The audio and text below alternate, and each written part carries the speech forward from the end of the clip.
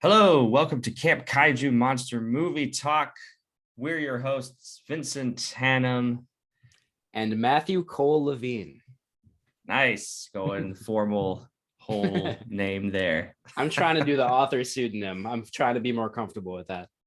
Oh, nice. Yeah. How's the book going? It's fun.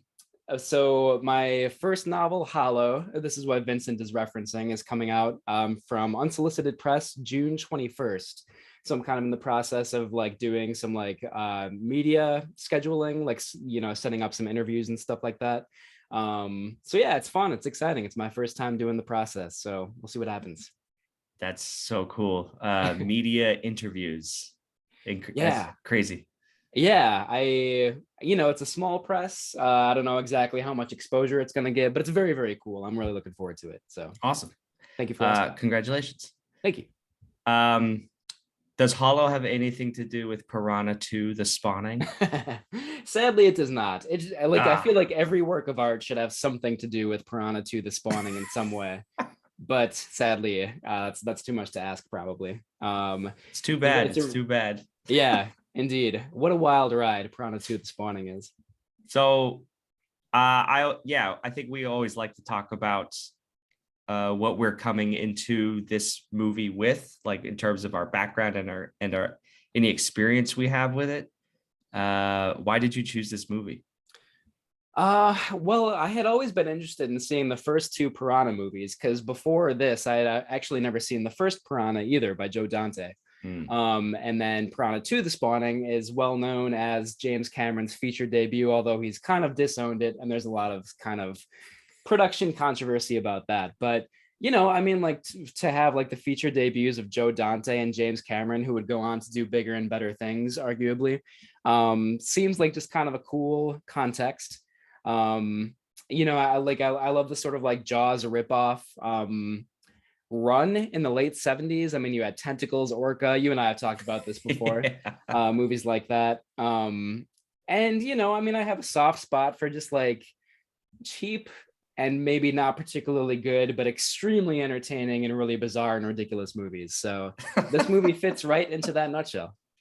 Yeah, it does. I'm in love. I have a love affair with this franchise, this Piranha franchise. It strikes me the way the Fly series does, in that it's like such a seemingly bonkers subject to have a whole running series on that they've proved popular enough to keep going. Yeah, Uh, yeah, I'd seen Piranha 3D many years ago. me too. Yeah. Yeah, loved it. Last year I watched Joe Dante's Piranha, and yeah, I knew I had to get my hands on Piranha 2, The Spawning, featuring flying piranha. You can't go Flying wrong with piranha. that setup. Yeah. You really can't. I'm excited to talk about this. Everybody out there, Matt and I watched this together last week. It was a blast. Lots of camp, lots of good, and lots of bad that we can't wait to talk about. So thank you for joining us. Before we get into it, I want to let you all know about a special giveaway that Camp Kaiju is doing right now. So go ahead and enter. I'm going to pause and I'm going to edit this out. So the giveaway is a DVD copy of Piranha 2, The Spawning. And it is available to you maybe via a drawing / giveaway. I'm going to record that again because this might have been in my mouth. So the drawing is for Piranha 2, The Spawning, the DVD copy. To enter this drawing, you can go to Apple or Spotify or wherever you podcast, and you can leave a review and a rating, and that'll be your simple way of entering the drawing. And then if you do that by May 1st, we will pick from the batch of names who do that, and then we'll get in contact with you and send you this prized copy of Piranha 2, The Spawning, James Cameron's directorial debut. So please go ahead and do that. We love you and thank you. And I think we're ready to get on with the show. Yeah, sounds great. Should we dive right into the story of Piranha 2, The Spawning? Yeah, take it away, Matthew Cole Levine. Alrighty. So I guess just to start with the background of the first Piranha movie, which we briefly brought up just a second ago, and which was previously discussed on Camp Kaiju by Vincent. So yeah, the first Piranha by Joe Dante is a horror comedy, kind of a ripoff slash homage to Jaws, in which the government creates a mutant strain of killer piranhas, which are accidentally released into, the rivers and lakes of a rural community. There's a lot of bloodshed. As often happens in movies of this nature, there's a kind of shady businessman slash politician who refuses to shut down the big event in order to make money or bring tourists in. And of course, there's a lot of carnage that results from that. It's a really smart, well-made B movie, very, very fun. So if you haven't seen the first Piranha, definitely check it out. So Piranha 2, The Spawning, which is also known as Piranha 2 Flying Killers, which is sort of a spoiler alert in a way. Starts off, we're off the coast of the Caribbean island. There's a horny couple that's scuba diving naked, or at least they soon get naked, thanks to a knife that cuts off somebody's Speedo. This man and woman start having sex underwater in this kind of abandoned shipwreck. And before too long, they are killed by a mysterious marine creature. We don't know what it is right away, but you can probably guess what the creature is that kills them. The next morning, we're introduced to some of the inhabitants of the island, which in particular, some of the guests that are staying at this resort, which is where a lot of the movie takes place. Probably the main character, the protagonist, is a marine biologist slash diving instructor named Anne Kimbrough, as well as her son, Chris. They have a weirdly incestuous sexual relationship. We're introduced to these two characters when Chris, the son, is kind of throwing like a flopping, flaccid fish into the bed while his mom is naked. And they have this weird kind of flirtatious dialogue. But they are mother and son. So weird. Very weird. The first of many weird things in this movie. We're also introduced to Anne's estranged husband, Steve, who is also the police captain on the island. An Afro-Caribbean fisherman named Gabby and his mute son, who are, we first see them dynamite fishing off the coast of the island. We meet a lecherous Manhattanite named Tyler Sherman, who seems mostly interested in flirting with Anne. There's a dweeby dentist and his wife who are like dead set on getting every possible discount they can on what seems to be their honeymoon vacation, although that's a little bit unclear.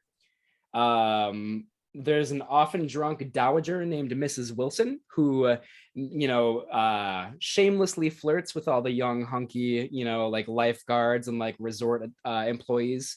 A very likable character. You're kind of rooting for Mrs. Wilson throughout this movie.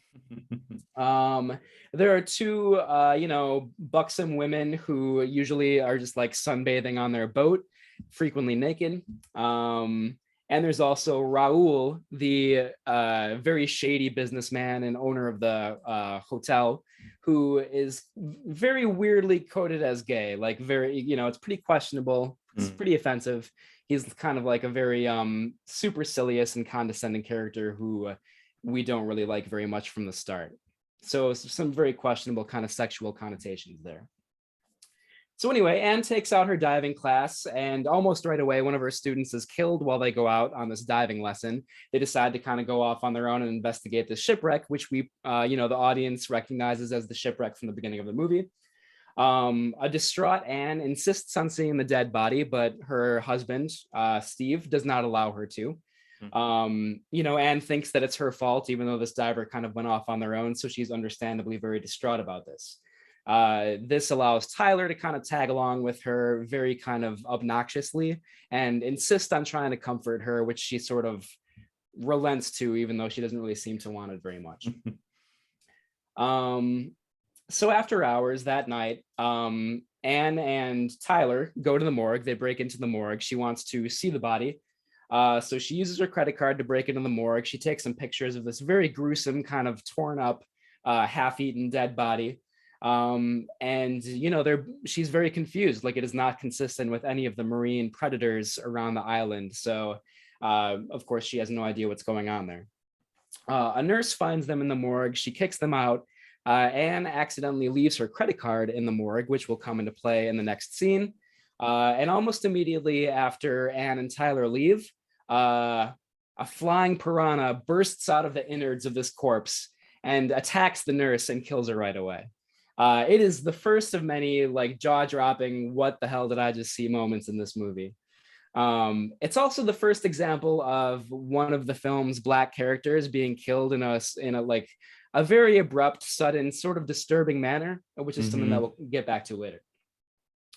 So anyway, the nurse is killed. Anne and Tyler go back to her hotel room and they sleep together. Apparently, they're not bothered at all by all the gruesome violence that they've just seen. The next morning, Steve, her estranged husband, shows up at the hotel room. First of all, he's furious that she has a man in her bed. Second of all, he's furious that she apparently broke into the morgue because he found her credit card there and knows that she was snooping after hours. So he orders her to stop meddling in the investigation. Of course she doesn't. She goes off on her own to kind of like dive around the shipwreck and find out what's going on. Tyler joins her. Again, he kind of insists on doing it. And when she tries to prevent him from going, he confesses that he's actually a biochemist for the government. Which, you know, by this point in the movie, it's not that surprising of a reveal. Like weirder things have already happened. So you're like, all right, yeah, I'll buy this. And that ties it into the first film. Exactly, yeah, because in the first film, it was the government that created kind of a mutant strain of piranha as a way to obstruct the Viet Cong during the Vietnam War. Their plan was to release these mutant piranhas into the rivers of North Vietnam. Of course, these piranhas survived after the war, and that's what leads to all this mayhem. So, yeah, there is like a dash of, perhaps you could call it political commentary, or at least like government ineptitude. In the fact that the government has created these monsters. Yeah.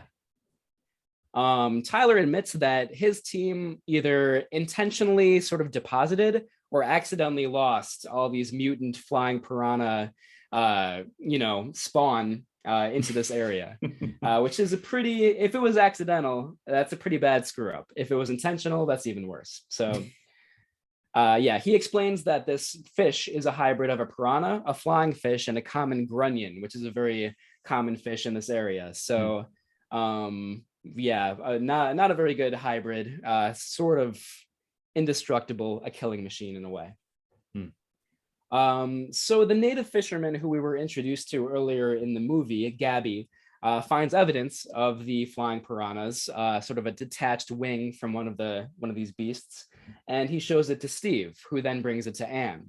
They all try to convince the resort manager to stop the night's festivities, which, in one of the most clever parts in the movie, the night's festivities are a tradition at this resort where all the hotel guests kind of like storm the beach and they all like club these grunions, which come ashore to mate and then go back out to sea.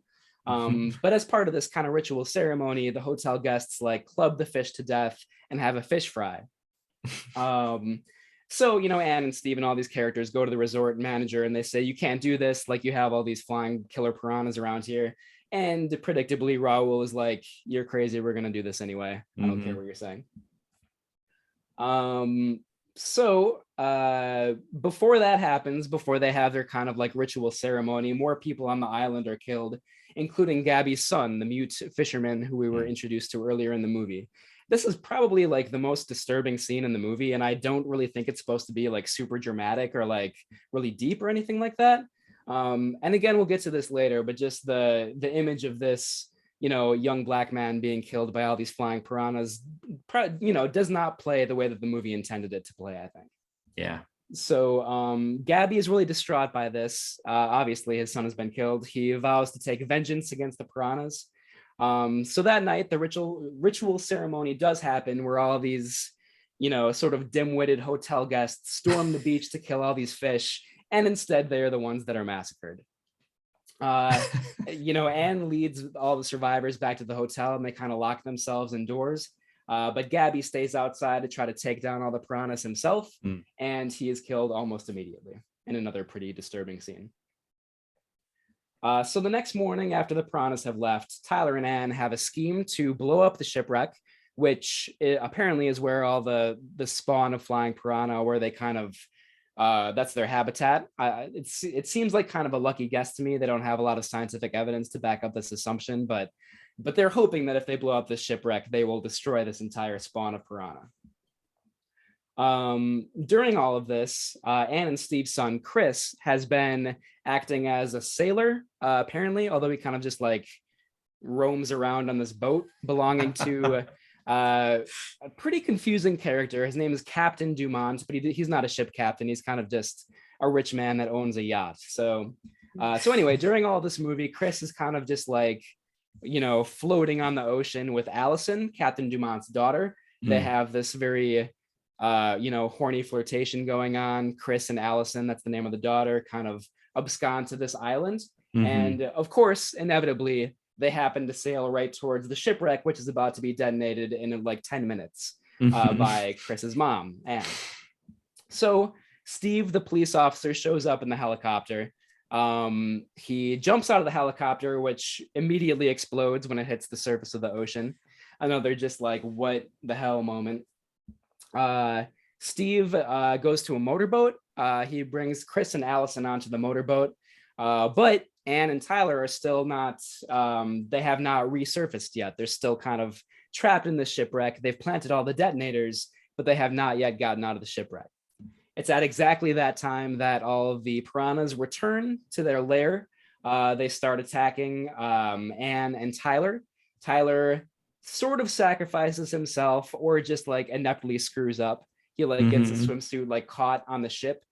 He is killed by the piranhas, which allows Anne to get away. So Anne sort of latches on to the anchor of the speedboat right as it pulls away. They all kind of like flee to safety.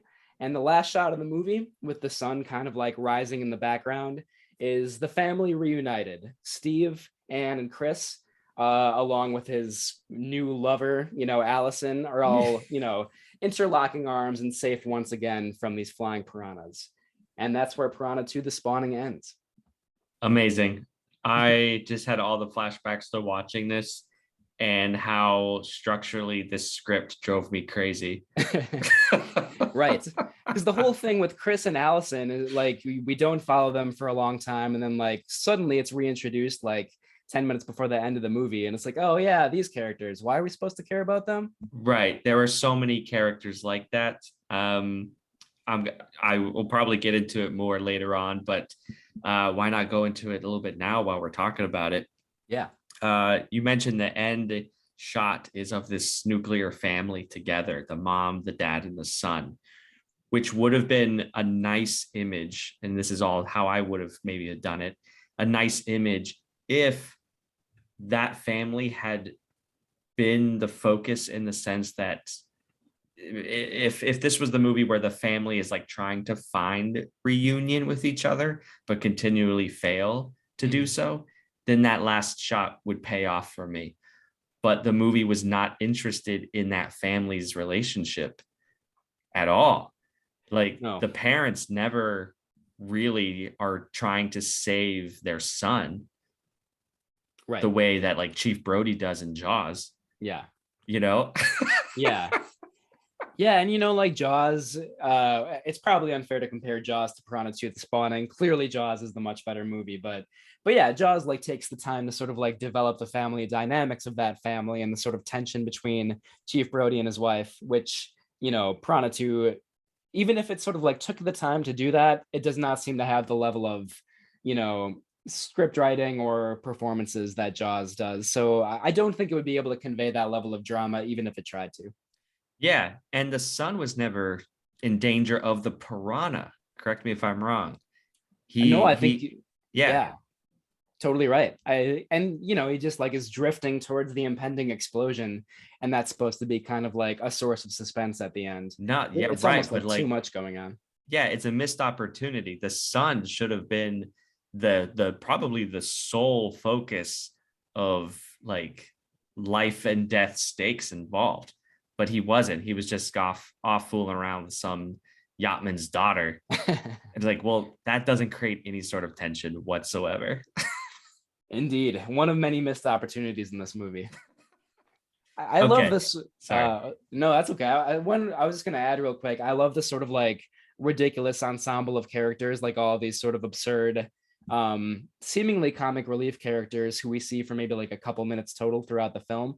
It's very entertaining, but you're totally right that it like leads to a really sloppy and not very like narratively or emotionally engaging movie.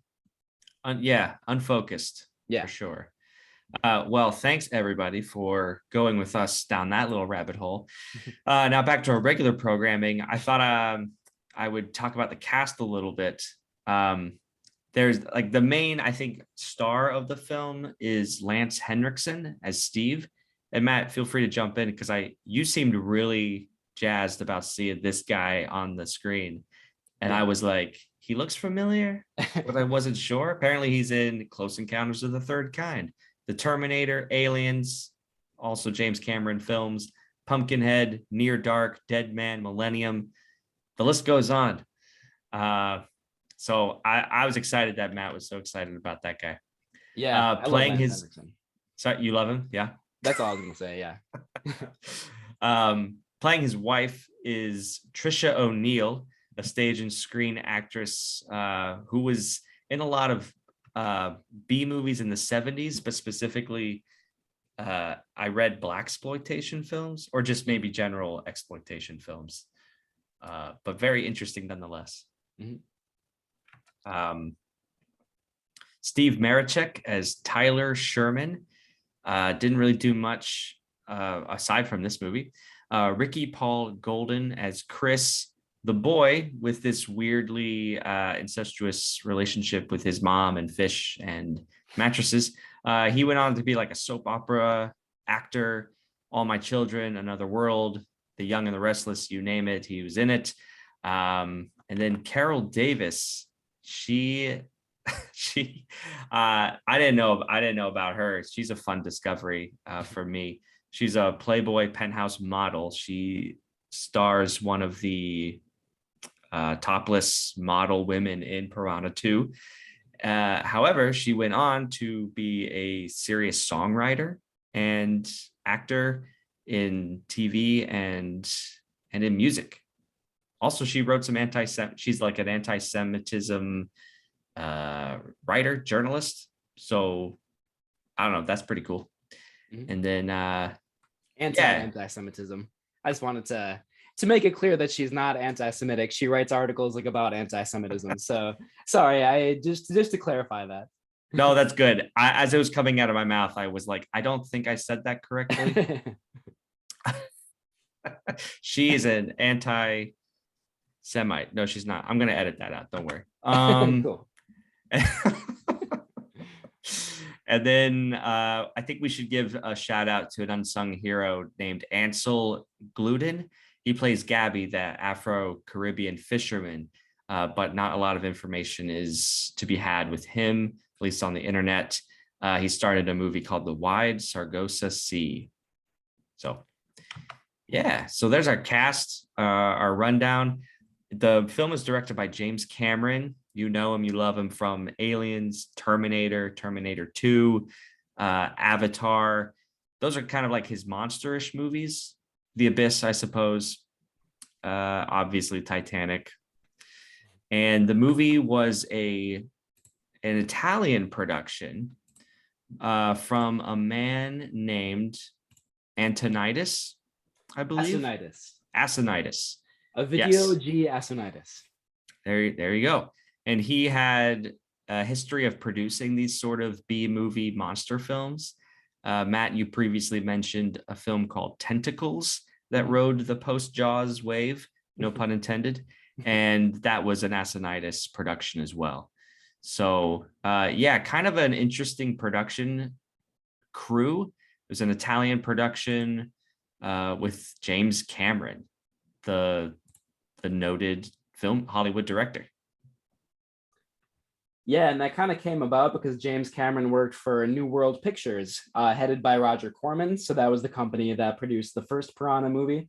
Roger Corman did not really have any interest in producing the second Piranha movie, however.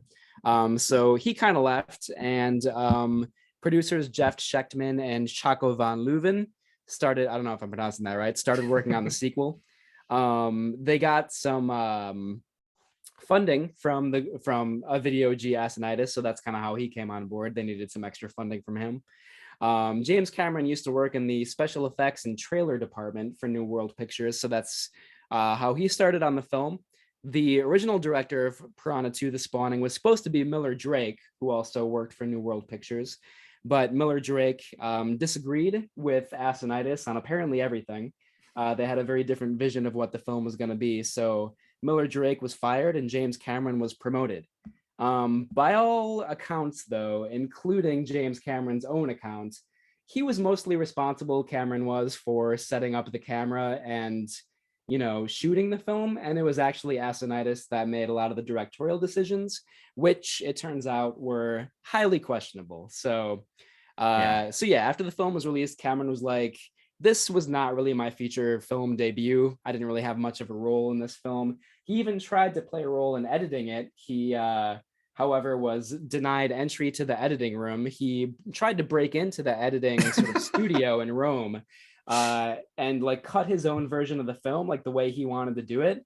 And he was found out. And some people say that his director's cut exists.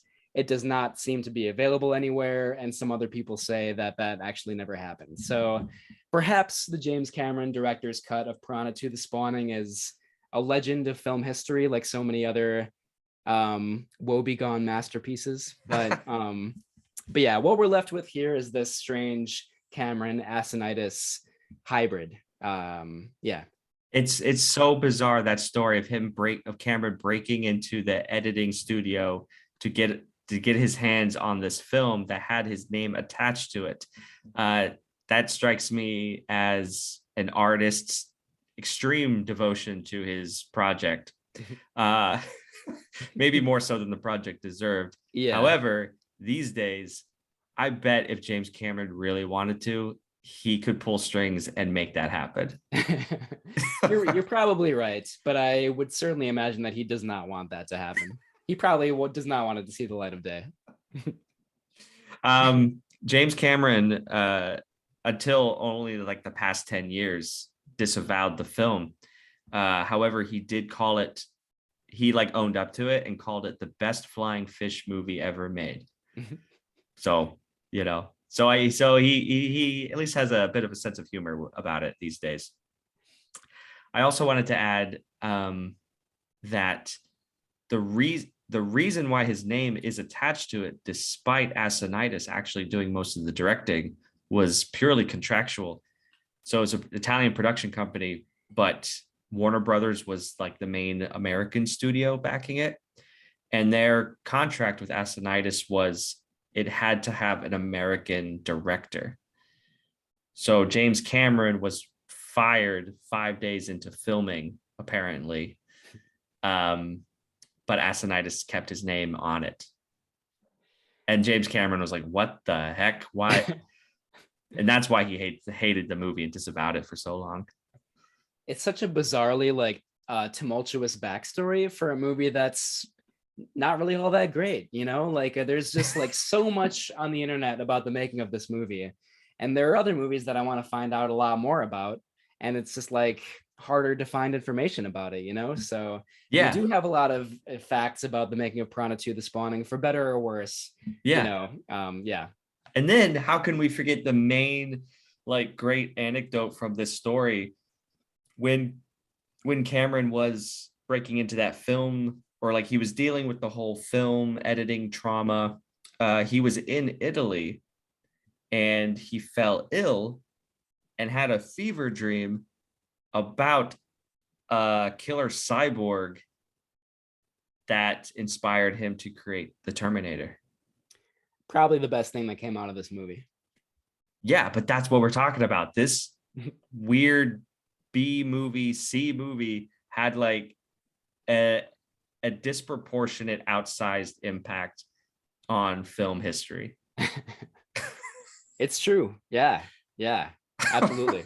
It's surreal, it's weird, it's unexpected, but one of the reasons we love talking about this stuff.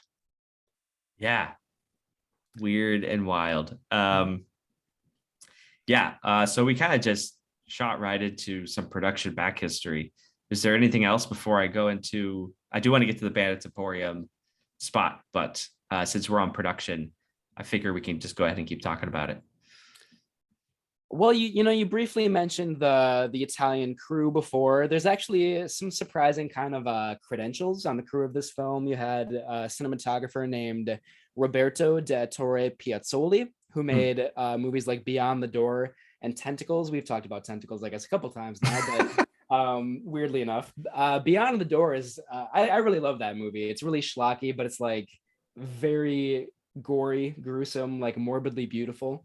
So you have his, and again, maybe he kind of was working with Cameron. It sounds like they actually sort of worked together a lot, but he is credited as the cinematographer. You also have special effects by Gianetto De Rossi, who worked on a lot of Italian horror movies like Zombie 2 and The Beyond, both of those by Lucio Fulci. So, kind of a lot of like horror craftsmen and professionals on the crew of this film.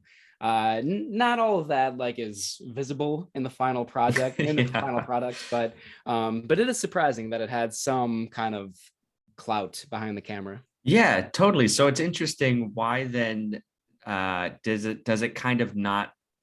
Why is it not a cohesive package then? When you have all this talent behind the camera, why does it still fall apart at the seams?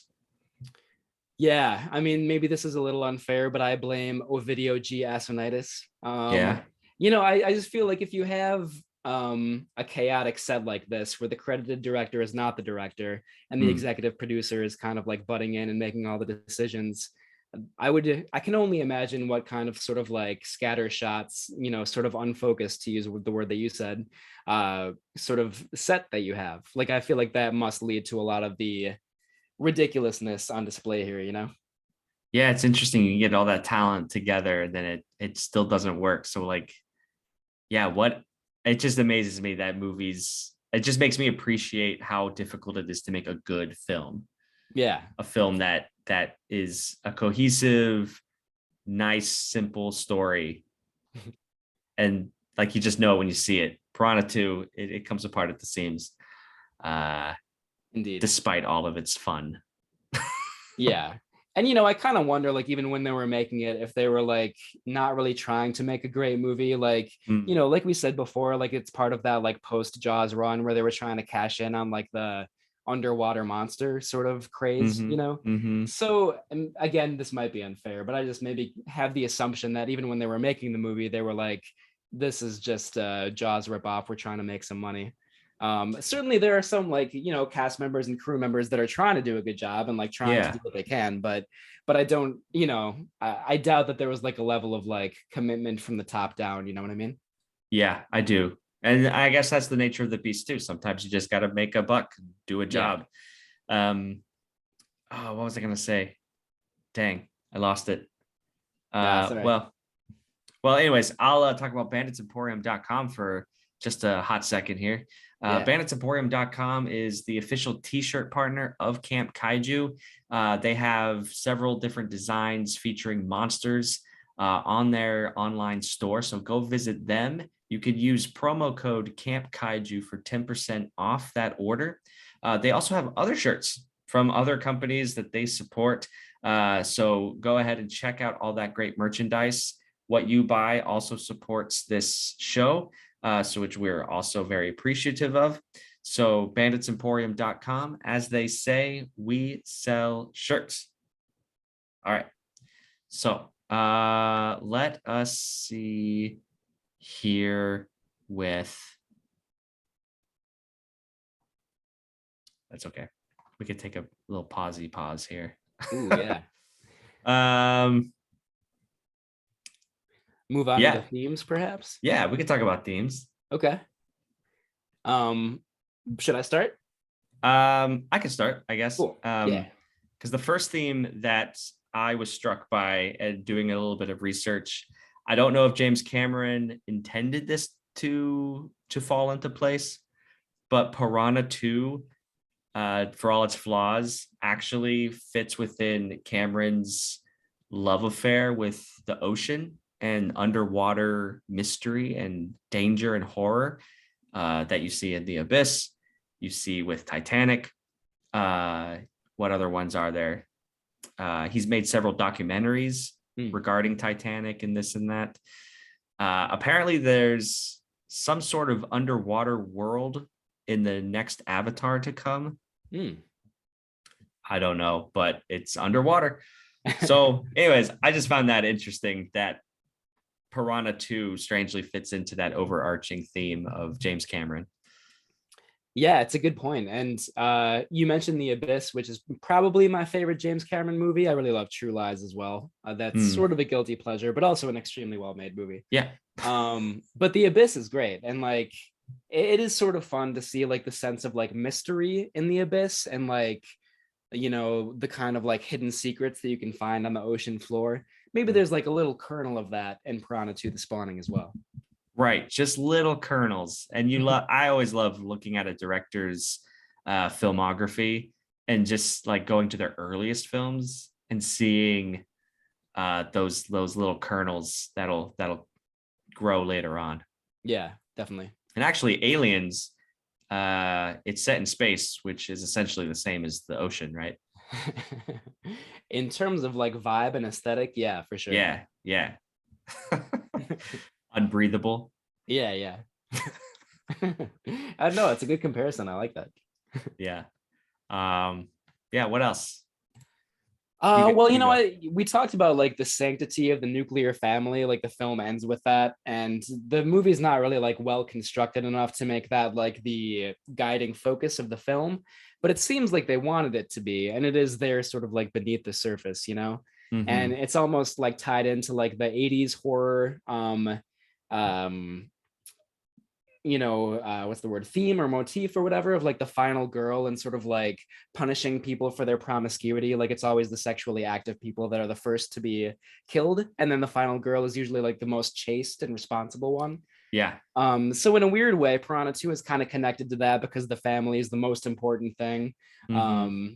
It doesn't totally tie in because you have the weird incest thing with mother and son, which seems like it should be like the most heinous, like what's the word, Trend. destruction of that. Yeah. So that's a little bit weird. And then you also have like everybody in this movie is horny, like they're just having sex all the time. So Yeah. that It's the theme is, spawning. yeah, I guess that's not an accidental title, obviously. But yeah, this like sort of the all important sort of like um prominence of the nuclear family and sort of like that role in 1980s horror sort of Mm-hmm. comes up in this movie in an unexpected way, I think. Yeah. 100%. Um, there was you mentioned in your notes some things about the major black characters who die and leaving the white characters as heroes. Man, that's something that I just think we're so more keenly aware of Mhm. these days in 2022. And those things in older films, it was made in a time and a place. However, it doesn't excuse it, and it certainly doesn't lend itself to being to aging well. No, Yeah, it's and yeah. and especially those deaths, they're so different from the deaths of white characters. The black characters suffer uh, just more jarringly gruesome deaths, Mhm. and I find that interesting.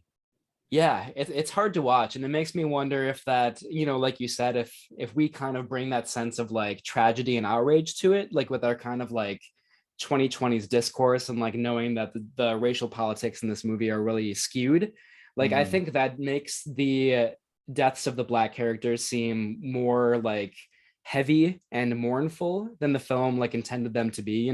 Mm-hmm. Because I think the film was supposed to just be like, oh, more people dying, like there wasn't supposed to be like a big sort of like deep lesson there. Yeah. But watching it today, yeah, it's totally noticeable, and it's hard to watch those scenes for sure.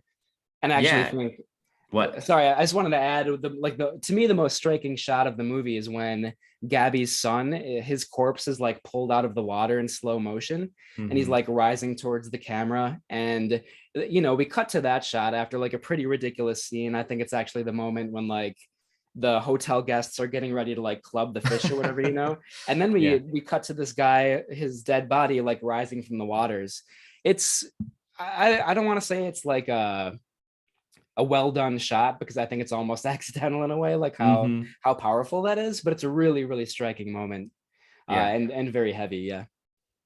Yeah, and that I think is indicative of the movie as a whole in terms of that cohesion. You had moments of really powerful shots and moments, Mhm, but it lacked that directorial eye to bring it all together. mhm.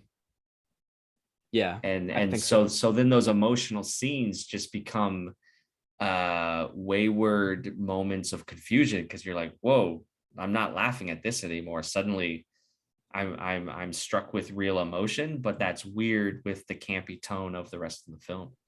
Yeah, absolutely. And I don't know if that real emotion is even intended or not, Yeah. but yeah, it's those play as anomalies in a movie, which is like seemingly meant to be just can be fun, but it's Yeah. not always can't be fun. No. To put Go it mildly. figure. Yeah. um so hey, let's just move on to form and aesthetic here because we were talking about some of the striking shots. Do you want to talk about the cinematography at all? Yeah, I mean, to kind of echo what we just talked about, I think there are some like striking individual moments, like some of the nighttime scenes. You have like a really bright source of light and these sort of like silhouettes with like smoke passing behind them. Like Mm, little shots like that can be really nice. And they shot some of the film on location in Jamaica, so some of that cinematography is really you do get sort of a sense of place a little bit, although the film doesn't do a good enough job of like placing us there and showing the culture to us. yeah. I think the scene when Anne and Tyler are like walking down a street at night when they're on their way to the morgue, and we see like some of the buildings in the background and some Mm, of the like people that live in this area sort of like talking behind them. hmm. That's a, like it's obvious that that was shot on location, and like a brief moment like that is a little bit of like a unique sense of place to a movie Yeah. that doesn't really seem to care too much about providing that.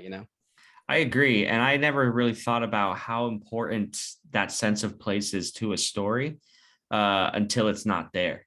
Yeah. It's just like, oh, you're right. Like it could have been a deeper, a richer experience if we had that exploration of the locals and the locality, the music, the food. I don't know, just to add something more to it. Because otherwise, it's just a generic beach that Yeah. could have been anywhere.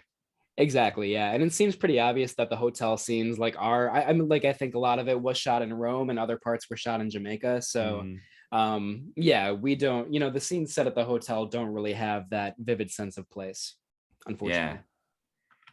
interesting stuff. Yeah. Yeah, the editing, like I said, how much of it was intentional, how much of it was accidental, lacking that directorial cohesion. Um, yeah, how we feeling with form and aesthetic? Oh, I had to think. Yeah. I kind of had this in my bad notes. Sometimes I found the editing actually kind of sloppy.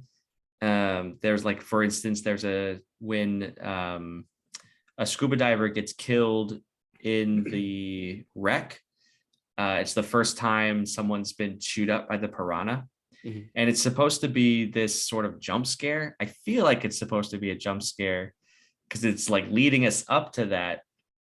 But then instead of like the body's supposed to float behind the character into frame. Mhm. And it just kind of, but it actually literally just floated like into the, like bumped into the camera. And but it was so slow and so shoddy. I was just like, this is, what are we doing here? This was a mistake. Yeah, totally. Like I get the sense that like a better director or like a better crew or whatever would have been like, all right, well, let's shoot that again. Let's try to get this right. But in this case, I think they were like, all right, first take, we're done. Let's like move on. Yeah, it totally felt like a first take. Yeah. It was It's all like out unfortunate. of focus. It was off screen a little bit. It was weird. Yeah. I didn't even know what it was at first. It was just like a No. blob moving across the screen. Yeah. Yeah, I mean, like it's certainly not like top level editing, and it is pretty sloppy. I think like some moments are like a little bit effective, like towards the end when we're like cutting between Anne and Tyler planting the fuses, Mm. the Piranha sort of like, storming the shipwreck, getting ready to attack. And then you have Steve on the motorboat. You have Chris and Allison on their like raft drifting towards him.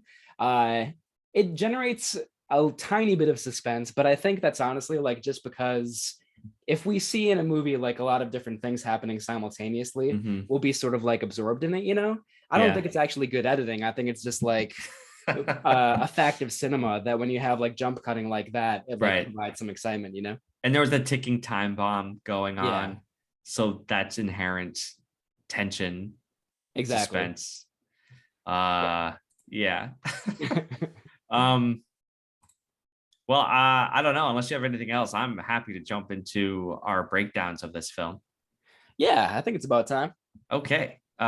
So I love that we just kind of peppered the conversation with our breakdowns, our good, the bad, and the campy. Didn't mean to tip our hands there, but for the good, I mean, first and foremost, with a movie like this, I love the premise. It's about flying piranha. That's pretty good. The special effects actually back it up a little bit. The fish themselves, which James Cameron designed. I don't know if he designed, but he certainly built them in his initial role with the production. So they're goofy. They're on some sort of string wire, but they still look good for the given the time period. Mhm. Some gruesomely effective shots, some nice blood and gore. There's a scene where the first time we see a flying piranha, it comes out of a body's chest cavity, very much like Alien, which was really great. And yeah, maybe there's a touch of deeper themes with sort of the commentary on the casual sex in the film versus the chaste aspect of sort of that nuclear family. I don't know. That's what I had.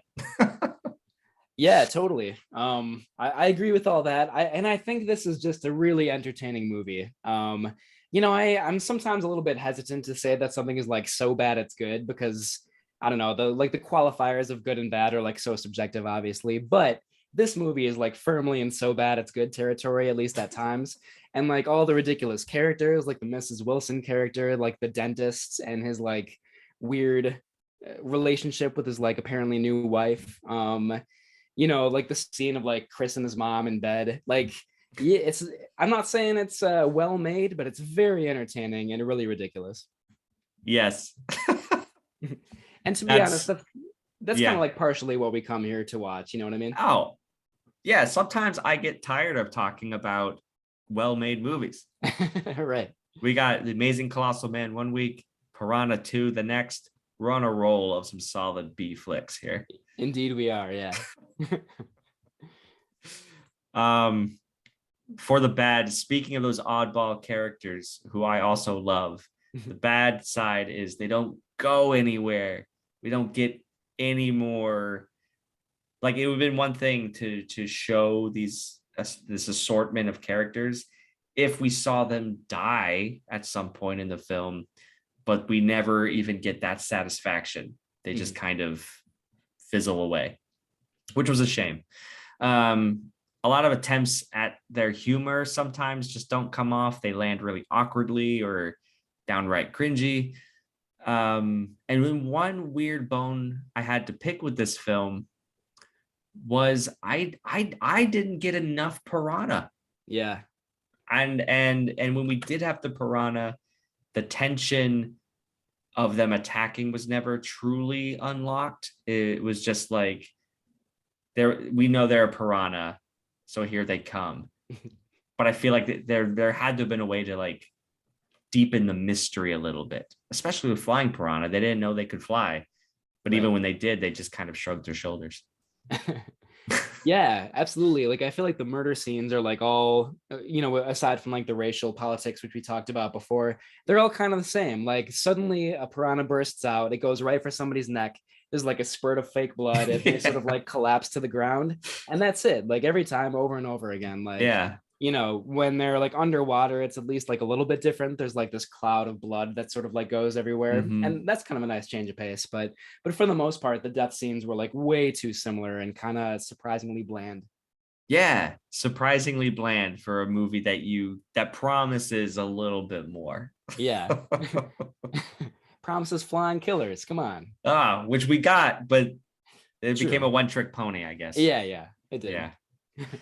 Um, for the campy, sorry, did you have anything else before we move on? Well, no, I mean, I think you kind of nailed everything in the bad. It's you know, it's a mess. I mean, like the script is pretty ridiculous. Like there's not really an attempt to sort of like build character or like generate suspense. I feel like we're sort of pulling some themes and ideas out of there, but I don't think that's really like uh we can't really credit the movie for that. Like I think we're, you know, like Yeah. there's not really an attempt to sort of like present interesting ideas or whatever. So yeah, there's a lot that's pretty bad about this movie. Yeah. And how can we forget the gratuitous nudity? The shamelessly gratuitous nudity. Yeah, Uh, which I think like the racial stuff, it just doesn't age well these days. Even yeah, though I feel like, God, every 80s movie had just topless women in it.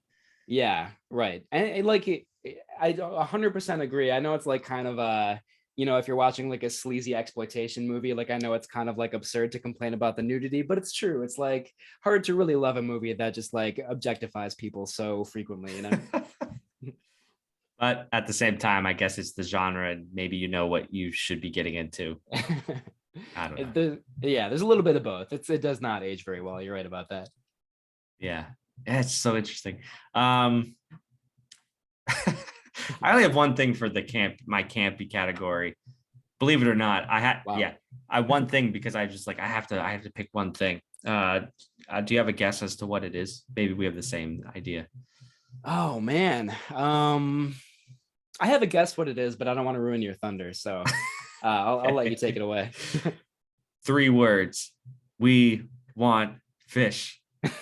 We want fish. Yeah, that's actually I think one of the more clever scenes in the movie because at least there's sort of like the irony of them like wanting to massacre the fish and then they're massacred themselves, you know? It's Yeah, not like the most sophisticated joke, but it does work pretty well, I think. it made us laugh out loud pretty hard. Yeah. Yeah, yeah, for sure. That scene is great. Yeah. Yeah. Again, it's like that could have been played up even more and probably could have been more effective, but it's still like it's a Mhm. lot of fun and it's yeah, Yeah. very, very campy, of course. Yeah. Yeah. Yeah, you're right. I mean, there are so many examples of campy. It's hard to narrow it down to just one. You know, I would say the exploding helicopter is pretty great. Like I had the feeling of like, how did they get the budget for this? Like, Yeah. and it just like is totally inexplicable. Like there must have been some other way to like get out of that helicopter without like immediately destroying it. So I loved that part, and also the last little campy thing I'll say, although there are so many examples in this movie, happens like pretty much right away when the couple is like scuba diving, and the woman takes out this enormous knife, and then she like cuts off the guy's speedo with it. And at first you don't know what she's gonna do. You're like, wow, this movie's going in a totally different direction than I expected. But then they just start. It's exactly what you expected actually. But at first it's like a weird way to start the movie and really ridiculous and then it kind of goes all downhill from there. But I did love Yeah. that moment. Yeah. Very strong opening. Yeah. Very campy. I had never seen that in a film before. So I always love it when I can see something new. Exactly, yeah. And for better or worse, there are things in this movie that you will not see in any other movie. So Yeah. Absolutely. Um, so I don't know. Without further ado, if you want to go into your verdict, I would love to hear from you first. yeah, absolutely. So kind of a recap, our four different ratings that we have are: it's a timeless classic. It definitely stands the test of time. There may be some antiquated moments, but overall it's great and does stand the test of time. It may be historically significant or just fun, but it does not stand the test of time. Or last and least, it is not worth revisiting. It definitely does not stand the test of time. And I would say my verdict is the second lowest. It may be historically significant or just fun, but it does not stand the test of time. Mm. It is very fun. It's ridiculous. It's entertaining, but not really a good movie by any objective stretch of the imagination. And there are just like so many things that age poorly. You know, we talked about the sexual politics, the racial politics. And to be honest, we probably wouldn't really remember this movie if it wasn't James Cameron's first film, but that does provide some kind of like interesting context. Yeah, I think that is spot on. If it weren't for James Cameron's name attached to this, we would forget it. It would be in the last category, I feel like. Yeah. But then again, it does have a lot of fun moments, and it is historically significant. So that's where I land as well. Ultimately, it does not stand the test of time due to those technical aspects, just kind of never truly coming together in a satisfying way. Yeah, spot on. I totally agree with you. It's a fun watch, and I'm excited to revisit or like watch for the first time some of the more recent Piranha sequels, like Piranha Double D and Piranha Triple D, which I can only imagine what I'm getting into with those movies. But so it's a fun series, but this one does not really hold up very well. Yeah. So I also feel like we should watch Tentacles at some point in the run of this film, of this show. I also feel like we should watch some more James Cameron films. Yes, because he's ripe for the picking with this genre. Yeah, absolutely. You know, The Abyss is not like totally related, like not to give away the plot of that movie, like the big plot reveal or whatever, but yeah, I think please it's don't. close. Yeah, no, certainly yeah, would not want to do that. But yeah, you're totally right. There he has such a you know, varied filmography, so many like fun movies, which you know are probably worth a rewatch. So I'd love to watch some Cameron for sure. I watched the Terminator recently for the you know, not for the first time, but I revisited it for the first time in a while. I was like, this movie kicks major butt, like it rocks. Yeah.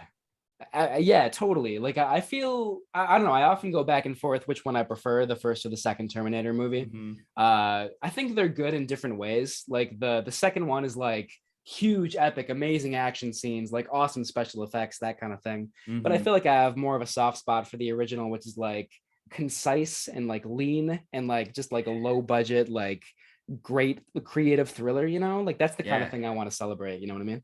And it's so gritty. It's got this great I don't want to use the word it's like a crime film. Yeah, it's almost absolutely. like a throwback to like it's like a detective manhunt element going on in it too. Yeah, I mean, he's a serial killer, honestly. He's going door to door shooting people, named Sarah Turner Connor. Right, Connor. Yeah, yeah, totally. It's really suspenseful. It's like yeah, really grim. Linda Hamilton is great in it. Yeah, she is. Yeah, fantastic movie. I've never seen The Abyss, actually. I would like to rectify that at some point. Yeah, I love it. There's just such a, I know I kind of mentioned this before, but like the sense of mystery, like you know, like in so many movies, there's like a lot of buildup, and then when you finally find out what's happening, it's kind of a letdown. But in The Abyss, when you find out what's happening, it's like, wow, like my mind is actually blown right now. It's great. Wow. That's cool. Yeah. Is it okay, this is a fun game. I'm gonna go through James Cameron films and you tell me if it's a classic or not a classic. Okay. The Terminator. Classic. T2. Classic. True Lies. Well, of course, this is all subjective, but I would say classic. I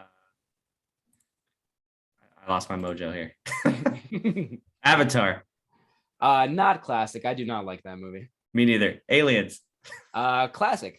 The first two Alien movies are awesome. I love them. Agreed. And Titanic. I would say not classic. I also don't like that movie very much. It's a classic in its own way, but I don't love it. No, I think I would. I think I don't know.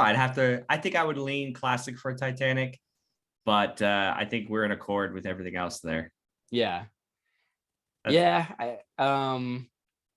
Instead of talking about Titanic, I just want to bring up True Lies because like I just like, you know, I watched that movie with my parents when I was like 10 or 11 years old when it first came out, and probably should not have been seeing it. Like, it's a pretty violent movie, you know.